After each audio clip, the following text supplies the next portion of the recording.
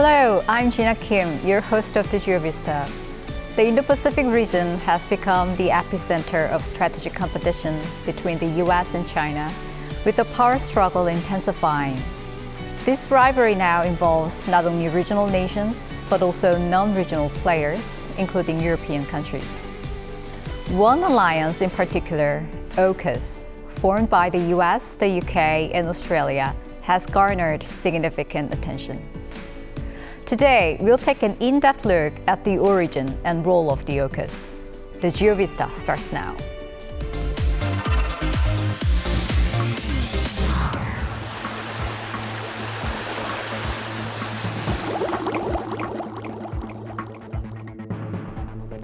On September 15, 2021, at the White House, President Joe Biden made a surprising announcement that captured the world's attention. The US and the UK declared their support for Australia in building nuclear-powered submarine, while at the same time initiating a trilateral security partnership. They named it AUKUS, taking the initials from Australia, the UK, and the US. But why did these countries need such an alliance? At the center of it is China. Since 2013, China has been advancing its Belt and Road Initiative, aiming to connect Asia, Europe, and Africa by land and sea, under the banner of common development and prosperity for humanity. China has been seeking to expand its influence in the Indo-Pacific region. However, the US viewed China's action as a threat to the global order, particularly considering the numerous US allies and partners in the Indo-Pacific region. Many of these countries found themselves in conflict with China. These countries include Japan, Australia, Taiwan, the Philippines, and Vietnam. Japan has faced tensions with China over the Senkaku Island, while the Philippines and Vietnam have clashed with China over territorial disputes in the South China Sea. Taiwan's conflict with China deepened over its independence, and Australia, too, has engaged in fierce trade dispute with China. Moreover, as the strategic importance of the Indo-Pacific region has grown, the competition between the US and China for dominance in the area has intensified. But wait, are you curious why those US and China are so focused on the Indo-Pacific region? It's because the region holds immense geopolitical and economic importance. First, the Indo-Pacific region is a strategic hub that connects Asia, Europe, and the Middle East, and is home to key global shipping lanes. 60% of the world's maritime trade passes through this region. Moreover, the Indo-Pacific region is home to the world's largest population and major economic powers, with significant potential in emerging markets. This region accounts for 60% of the global GDP. So, this center of the global economy is Indo-Pacific region. Given these circumstances, it's inevitable that the US Indo-Pacific strategy and China's Belt and Road Initiative will clash in this region. In response, the US has strengthened its relationship with regional countries to counter China's military and economic ambitions. In 2017, the US, Japan, Australia, and India revitalized the quadrilateral security dialogue among Japan, India, Australia, and the US. And in 2021, AUKUS was born. AUKUS is built on the existing trust and cooperation of the Five Eyes Intelligence Sharing Alliance, composed of Australia, the UK, the US, Canada, and New Zealand, further strengthening the bond between the US, UK, and Australia. AUKUS is formed to provide military support to the US in key disputes, such as the South China Sea and the Taiwan Strait. Australia, located in the heart of the Indo-Pacific, plays a critical role in regional security. And as part of AUKUS, it will receive nuclear-powered submarine, capable of long-duration and high-speed operations. Once Australia acquires these nuclear-powered submarines, it will become the seventh country in the world to possess them, and the seventh after the UK to benefit from the U.S. submarine technology sharing, marking a very significant milestone. By the early 2030s, Australia plans to acquire 3 Virginia-class submarines from the U.S. And by the late 2030s, it will receive its first SSN AUKUS submarine from the UK. Further into the 2040s, Australia is expected to build its own SSN AUKUS submarines. The shared technology between the US, UK, and Australia will not only enhance Australia's submarine capabilities, but also improve interoperability for joint military operations among the 3 allies. China has strongly opposed the AUKUS alliance, arguing that the transfer of nuclear-powered submarines violates the Nuclear Non-Proliferation Treaty. However, in anticipation of international criticism, AUKUS members have worked closely with the IAEA to develop a safeguards and verification framework aimed at seeking the highest non-proliferation standards. Additionally, the submarines Australia will receive are conventionally armed but nuclear-powered, very distinct from nuclear-armed submarines. However, due to the use of enriched uranium in the reactor, concerns about potential proliferation remain. So why are the US and Australia so determined to counter China? Both countries view China's military expansion and activities in the South China Sea as very significant security threats. Additionally, China's economic coercion has further fueled their concerns. In the future, AUKUS is expected to expand its membership and address issues beyond the military, countering China across various domains. But the US and the UK have clearly defined the scope of this collaboration. AUKUS cooperation is divided into Pillar 1 and Pillar 2. Pillar 1 focuses on support for a nuclear-powered submarine and is limited to the existing trilateral cooperation between the US, UK, and Australia. Pillar 2, which excludes nuclear-powered submarines, involves cooperation in key emerging military technologies such as artificial intelligence, cybersecurity, and undersea technologies. In May, South Korea announced that it had discussed participation in AUKUS joint development of advanced military technologies. Japan has already formalized its participation in AUKUS following former Prime Minister Kishida's visit to the US. The US government has stated that it is considering additional partners such as South Korea, Canada, and New Zealand. With its expanding alliance, AUKUS is putting further pressure on China. The world is watching closely to see how far AUKUS' role will expand and how the U.S. China power struggle will ultimately unfold.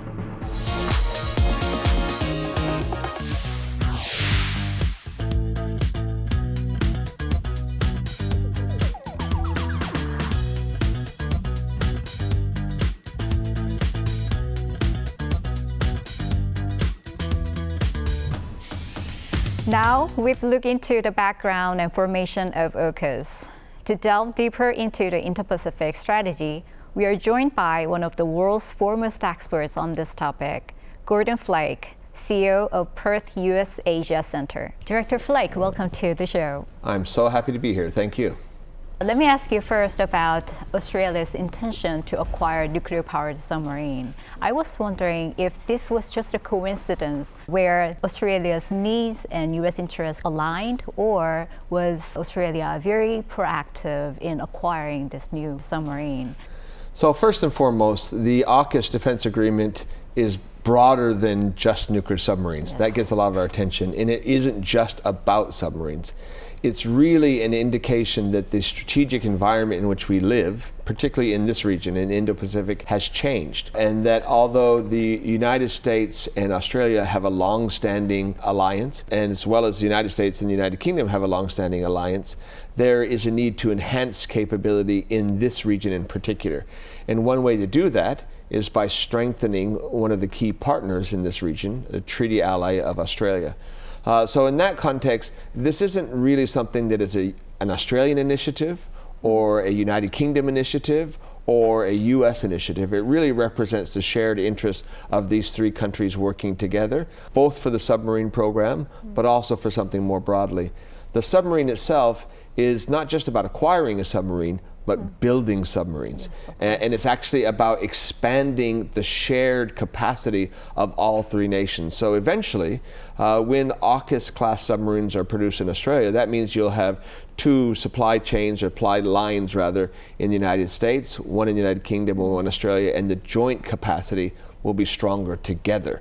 Now, of course, South Korea will understand this. Australia also wanted greater capacity for its old and aging submarine fleet. So this is a better than hoped for outcome from an Australian strategic perspective. Yes, of course. If this program proceeds smoothly, then Australia will have a new submarine in 2030s. In terms of the effectiveness of this submarine encountering China, especially naval force, how do you assess this? There is a big difference between a traditional diesel class submarine and a nuclear fast attack submarine. And it's a distance in terms of speed, it's a distance in terms of stealth, which is really important given modern technology. It's a difference in terms of range. And so there's no question that Australia's defense will be enhanced at having a new submarine. But it's more important to recognize that so will the overall stability of the region. This is not necessarily just about attacks or any individual war scenario, but strengthening the system. I would note, however, that as of 2027, 2 years from now, there will be submarine rotational forces west, U.S. and U.K. submarines based in Western Australia. By 2032, Australia is anticipated to be able to purchase for itself U.S. Virginia-class submarines. And so long before our current class of Collins-class submarines is outdated, and long before the AUKUS submarines themselves are produced in South Australia initially, or in the UK even before that, there will be that capability gap fixed by that close cooperation as part of the AUKUS agreement. Yes, of course. But the problem here is China has been very critical about this initiative, arguing that this type of cooperation is in violation of the principle, well, the global standard of non-proliferation. So how do you see the current China's response to AUKUS in this regard? Well, again, it's not a surprise that China is not happy with this agreement. If there has been any change over the last 20 years in terms of the balance of power or security in the region, the one factor that you cannot ignore is that China's military spending has increased dramatically. And during the last 10 years, I think they've deployed 12 new submarines. So the notion that Australia is going to replace its aging fleet with something more capable and seeing that as somehow provocative really kind of misses the point. And again, if you look at what's happening today in the South China Seas, if you look at what's happening in the region more largely, this is more of a response to Chinese militarization than it is a provocation to something that didn't happen before. When it comes to the question of non-proliferation, there are a few countries on the planet who are more full-throated in their support of the Nuclear Non-Proliferation Treaty. And here's a really important difference that many people don't quite understand. We're talking about a nuclear propulsion system, not nuclear weapons. Yes. And that initially caused some concern in Southeast Asia.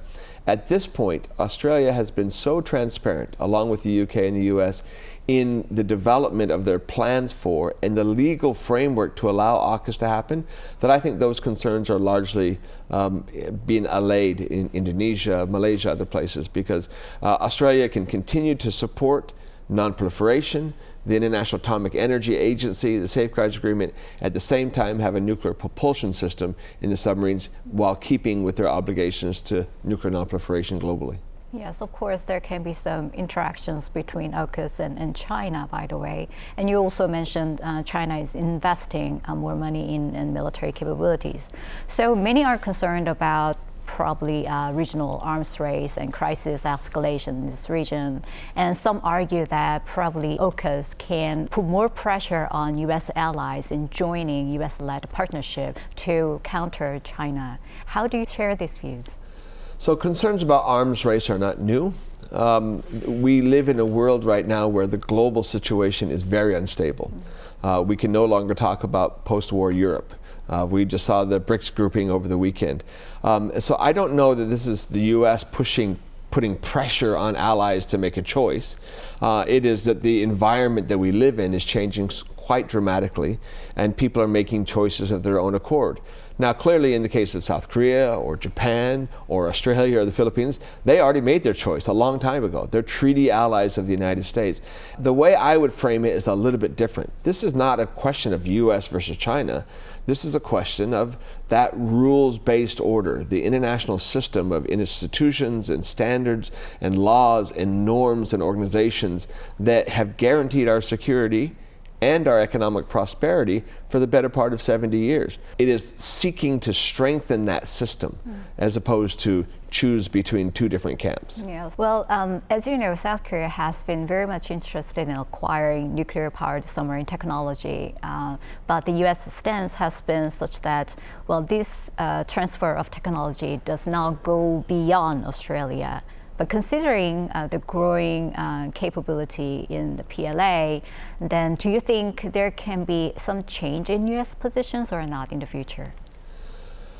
So I can understand the particular sensitivity of this issue in South Korea, because South Koreans have been very open for decades now about their desire to have the advanced capability that comes with a nuclear-propelled submarine.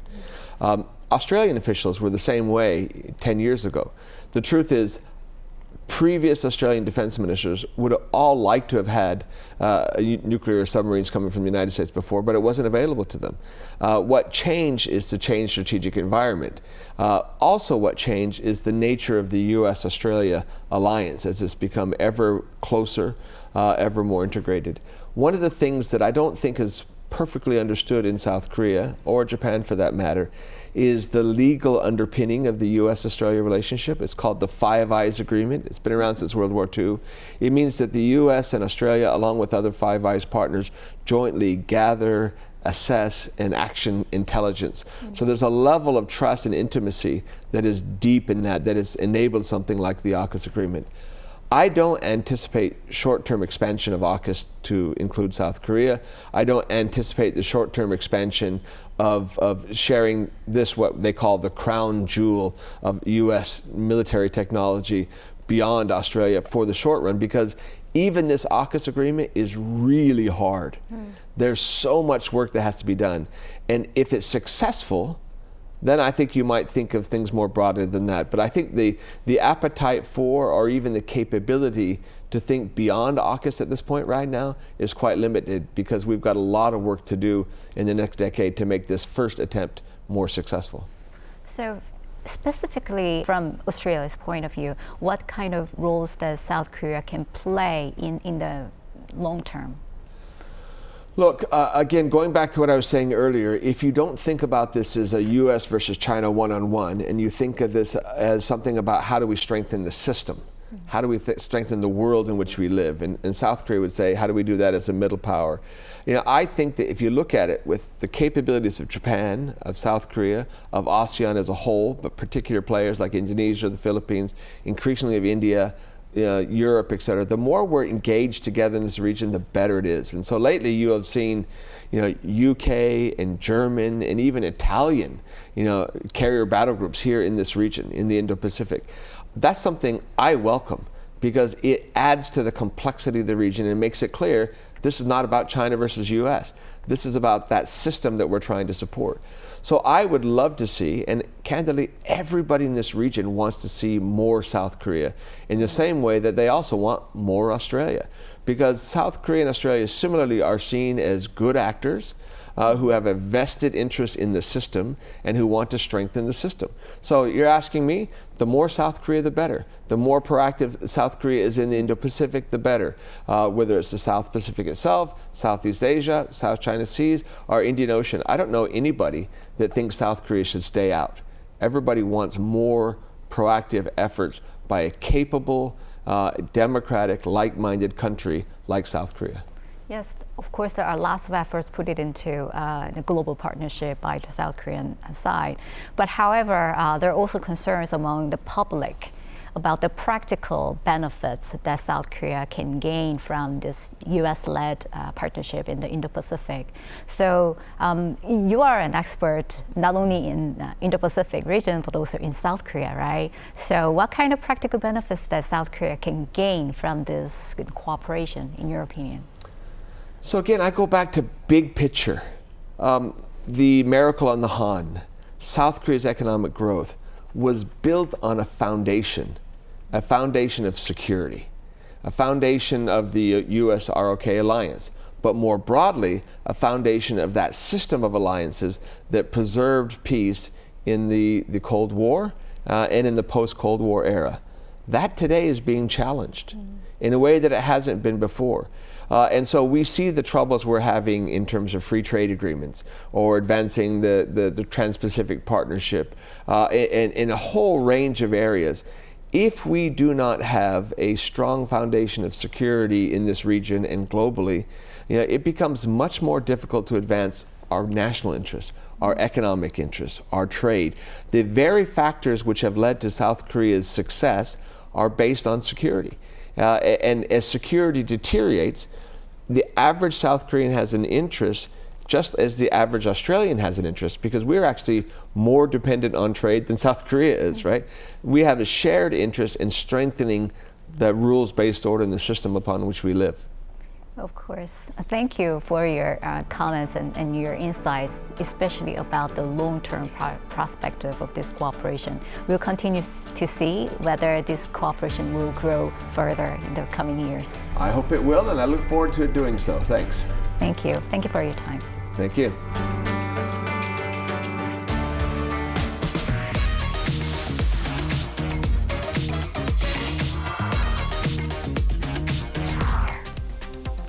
What happened around the world over the past week? It's time to look at key moments from around the globe. Let's take a look together. At the BRICS Summit, which is an economic bloc led by Russia and China, President Xi Jinping of China met with influential non-Western leaders, including Russian President Putin and Indian Prime Minister Modi. This marks the first official meeting since 2019, held as a side event at the summit. It also comes just 2 days after both India and China agreed to jointly patrol the Himalayan border to prevent further conflicts, following the clash in the Galwan Valley of Kashmir in 2020. This year, BRICS expanded to include Egypt, Ethiopia, Iran, and the UAE, which represent nearly half of the world's population, marking the union between the two largest member states more significant. However, with China aiming to challenge U.S. dominance through BRICS and India resisting its evolution into an anti-Western coalition, it remains to be seen how this new dynamic will unfold. With the U.S. presidential election just a week away, high-profile endorsements from celebrities like rapper Eminem continues to pour in. A recent Harvard study found that celebrity involvement can help boost voter turnout. Seeking celebrity endorsements has long been a tradition in presidential campaigns, particularly a Democratic advantage. However, this time, Republicans are also rallying a large lineup of celebrities. The next week is crucial for appealing to independent and undecided voters. And with the race remaining highly competitive, both parties are expected to step up their efforts. The U.S. officially confirmed on the 23rd that North Korea troops have been deployed to Russia. White House spokesperson John Kirby stated that North Korea is estimated to have sent 3,000 troops to eastern Russia. The White House has previously viewed North Korea's military support for Russia as a significant factor prolonging the war in Ukraine, and expressed concerns that any gains North Korea makes from this support could lead to reinvestment in its military capabilities and increased regional threats.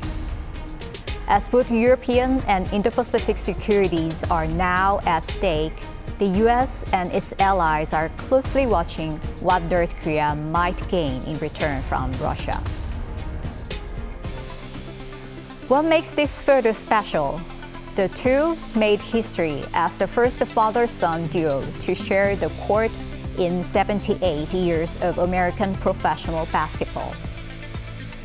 The 39-year-old LeBron James and his son took the court together in the second quarter at Crypto.com Arena. The attention is even greater given LeBron's status as one of the NBA's greatest players.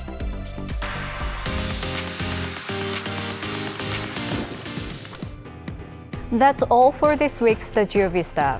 We'll be back next week with more fascinating stories. Thank you for joining us. This has been Jina Kim for The GeoVista.